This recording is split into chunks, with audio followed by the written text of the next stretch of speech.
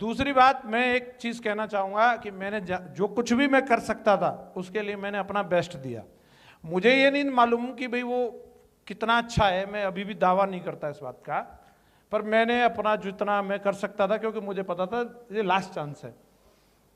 जिंदगी ज्यादा मौके नहीं देती, पहले मौका दिया पढ़ाई लिखाई का, सबको मिला, हम हाँ या ना?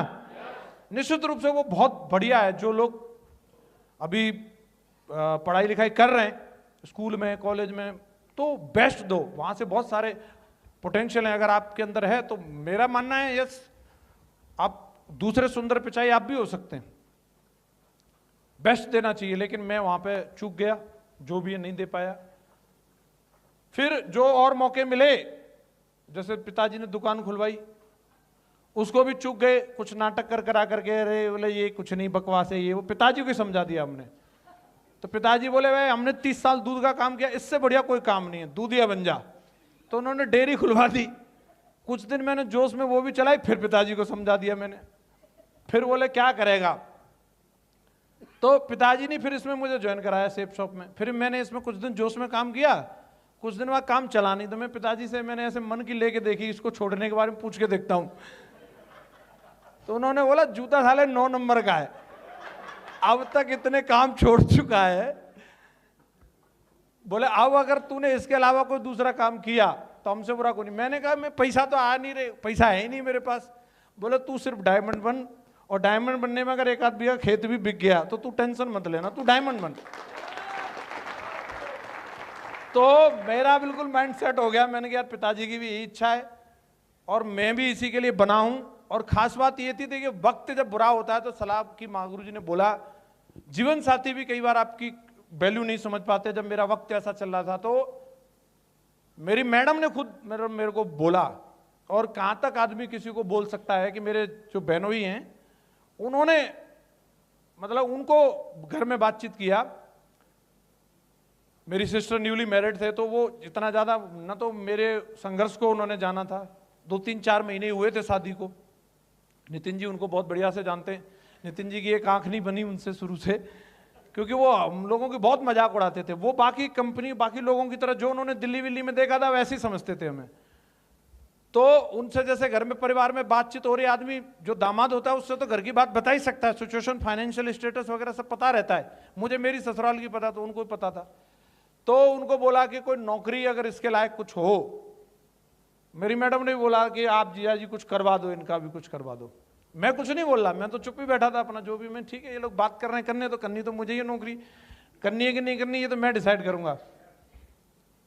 तो उन्होंने बोला देखो डिग्री डिप्लोमा के हिसाब से किसी मॉल में या बैंक में सिक्योरिटी गार्ड की मिल सकती है,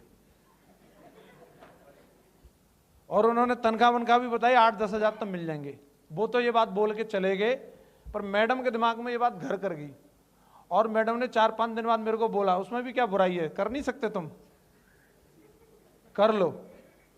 सिचुएशन आदमी ना जब मरता क्या नहीं करता वाली बात होती है, क्योंकि वो हालातों को वो भी देख रही थी। बहुत सारी ऐसी चीजें होती है, मेरे पास 100 रुपये तक नहीं थे जब आदमी, क्योंकि अगर मैं आपको बताऊंगा मैडम ने अगर ये बोला तो क्योंकि मैडम ने मतलब मेरे से भी ज्यादा फेस करना पड़ा होगा उसको, कई जगह बेइज्जती हुई होगी या सिचुएशन हुई होगी। किस्सा बताऊंगा तो पूरी इसमें निकल जाएगी। मतलब ये हालत थी मेरी कि मैं उसको लेने गया तो वहां तक जाने के लिए मेरे पास पेट्रोल का जुगाड़ नहीं था। हिला हिला के मोटरसाइकिल लेके पहुंच गया मैं, लौट के आएंगे तो उसी से पैसा लेके डलवाएंगे, और धोखा देगी मोटरसाइकिल पंप से पहले ही। पैसा तो मिल गए मैडम से 50 रुपए, अब पंप तक जाने के लिए तो 2 किलोमीटर पैदल खींचना पड़ेगा। मैडम का चेहरा लाल, इतनी तो डलवा के रखता कि लौट के पंप तक पहुंच जाए। अब वो इतना गुस्सा कर रही कि मैं, अब क्योंकि भाई उसकी घर है वहां पे, तो जहां उसका मायका रहता वहां एक थोड़ी रेपुटेशन तो रहती है, झूठी सही सच्ची सही। हेलो, अब वहां पे अगर उसका पति वो बाइक खींच रहा है बिना पेट्रोल के, वो पैदल चल रही है, तो कितनी बेइज्जती थी। उसने एक ही चीज बोली कि मैं न तो यहां से 1 कदम आगे पैदल जाऊंगी न 1 कदम पीछे, ये मोटरसाइकिल यहीं की यहीं चालू होनी चाहिए बस। और उस वक्त चेहरा लाल था उसका, एकदम गुस्सा का बिल्कुल मीटर तना हुआ था। तुम लोग हंस रहे हो, मैं भगवान से प्रार्थना कर रहा था मैं कुछ करो कन्हैया, तुम कहाँ हो? मैंने कहा तू अपने भाई को फोन करते, बोतल में ले आएगा। किसी भाई को फोन नहीं कर सकती मैं, ये चालू होनी चाहिए यहाँ। पर मैं मानता हूं ईश्वर दुनिया में है। आप में से कितने लोग मानते हैं? उस दिन मुझे दर्शन हुए उनके, मैंने उनका नाम लेके टंकी खोली और टंकी में पेट्रोल बज गई। बजने का मतलब साला 10 किलोमीटर जाएगी वो, मुझे फुल अनुभव था। बज गई, बजने लायक है। मुझे मालूम है हेड में कितनी रहती है, हिला हिला करके फूंक मार के भी कहां तक चल सकती है, क्योंकि पिछले 10 बार खाली हो चुकी थी टंकी। उसका तो हमें तजुर्बा था, मैडम के संग पहली बार हुई, अलग बात है। तो जैसे बजी, मैंने कि पेट्रोल तो है, अरे मैं तू टेंशन मत ले। अभी मैंने थोड़ा उसको हिलाया डुलाया, फूंक मारी और पंप तक पहुंचाया। पंप पहुंचाने का, पंप उसी के गांव की थी, उसी के परिवार के बंदे की। उसने पर्स में से निकाल के जब 50 रुपए दिए, जो मेरा साला था, मतलब लगता था दूर नजदीक के कैसे भी मान लो, वो समझ गया कि इससे पैसा लेके डलवा रहा, वो हंस गया डालते डालते। और ये बात मेरे यहाँ घुस गई बिल्कुल यहाँ। मैं वहां कुछ रिएक्ट नहीं किया, लेकिन मैंने कमिटमेंट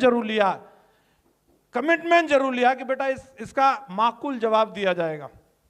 और उसी पंप पे अपनी मैडम को लेकर के BMW से गया, टंकी फुल कर देना।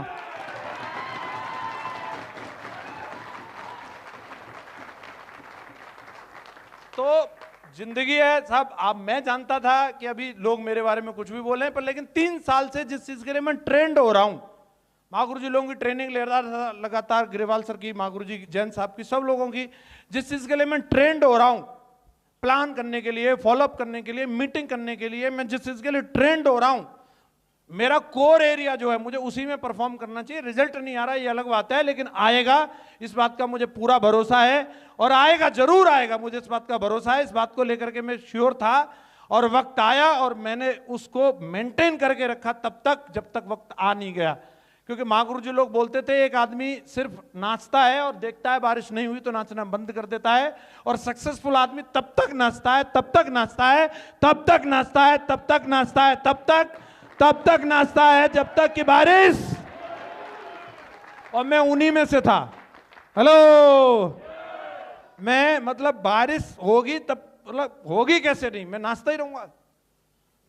और मेरा कोर एरिया यही था, और मेरे को मालूम था अगर मैंने अभी प्रोफेशन चेंज किया तो जिंदगी सिर्फ प्रयोगशाला बन के रह जाएगी और इससे ज्यादा कुछ नहीं। तो इसलिए मैंने जिस चीज के लिए खुद को ट्रेंड किया था, प्लान, फॉलोअप और नेटवर्क मार्केटिंग के लिए मैंने ट्रेंड किया था, एक शुरू के 3 से 4 साल में 1 लाख सेट हुई। फिर मुझे मालूम था ज्यादा वक्त लगेगा नहीं, फिर अगले 1.5 साल में दूसरी लेकर ऐसी सेट करी कि उसमें सीधा डायमंड आया।